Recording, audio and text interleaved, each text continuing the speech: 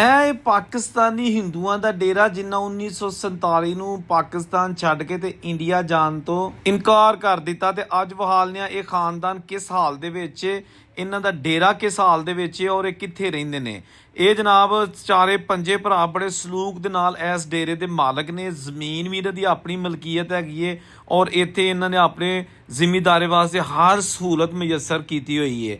ਇਹ ਤਹਿਸੀਲ ਪਸਰੂ ਜ਼ਿਲ੍ਹਾ ਸਿਆਲਕੋਟ ਦਾ ਪਿੰਡ ਰੰਧਾਵਾ ਔਰ ਉੱਥੇ ਬ੍ਰਾਹਮਣ ਫੈਮਿਲੀ ਹੈ ਜਿਨ੍ਹਾਂ ਦੇ ਵਾਲਦ ਬਾਬਾ ਲਾਲ ਨੇ 1947 ਨੂੰ ਪਾਕਿਸਤਾਨ ਛੱਡ ਕੇ ਤੇ ਇੰਡੀਆ ਜਾਣ ਤੋਂ ਇਨਕਾਰ ਕਰ ਦਿੱਤਾ, ਲੇਕਿਨ ਉਹਨਾਂ ਦੇ 2 ਭਰਾ ਤੇ 2 ਭੈਣਾਂ ਇੰਡੀਆ ਚਲੀਆਂ ਗਈਆਂ। ਪਹਿਲੇ ਅੰਮ੍ਰਿਤਸਰ ਕੁਝ ਸਾਲ ਰਹੀਆਂ, ਉਸ ਤੋਂ ਬਾਅਦ ਫਿਰ ਉਹ ਦਿੱਲੀ ਚਲੀਆਂ ਗਈਆਂ ਤੇ ਇਹਨਾਂ ਦੇ ਇੱਕ ਭਰਾ ਦੀ 1998 ਵਿੱਚ ਸ਼ਾਦੀ ਵੀ ਹੋਈ ਸੀ ਦਿੱਲੀ ਦੇ ਵਿੱਚ ਆਪਣੇ ਤਾਏ ਦੀ ਪੋਤੀ ਦੇ ਨਾਲ, ਤੇ ਉਹ ਫਿਰ ਸ਼ਾਦੀ ਕਰਵਾ ਕੇ ਤੇ ਇਹਨਾਂ ਦੀ ਬਹੂ ਪਾਕਿਸਤਾਨ ਆ ਗਈ ਔਰ ਫਿਰ ਉਹਨੇ ਇੱਥੇ ਹੀ ਰਹਿਣਾ ਸ਼ੁਰੂ ਕਰ ਦਿੱਤਾ। ਅੱਜ ਮੈਂ ਜਦੋਂ ਇਹਨਾਂ ਦਾ ਡੇਰਾ ਵੇਖਣ ਆਇਆ ਤੇ ਬੜਾ ਅੱਛਾ ਲੱਗਾ ਕਿ ਹਿੰਦੂ ਖਾਨਦਾਨ ਆਪਣੇ ਮੁਕੰਮਲ ਤੌਰ ਤੇ ਆਜ਼ਾਦ ਹੈ ਔਰ ਆਪਣੀ ਆਜ਼ਾਦੀ ਦੀ ਜ਼ਿੰਦਗੀ ਗੁਜ਼ਾਰਦਾ ਹੈ।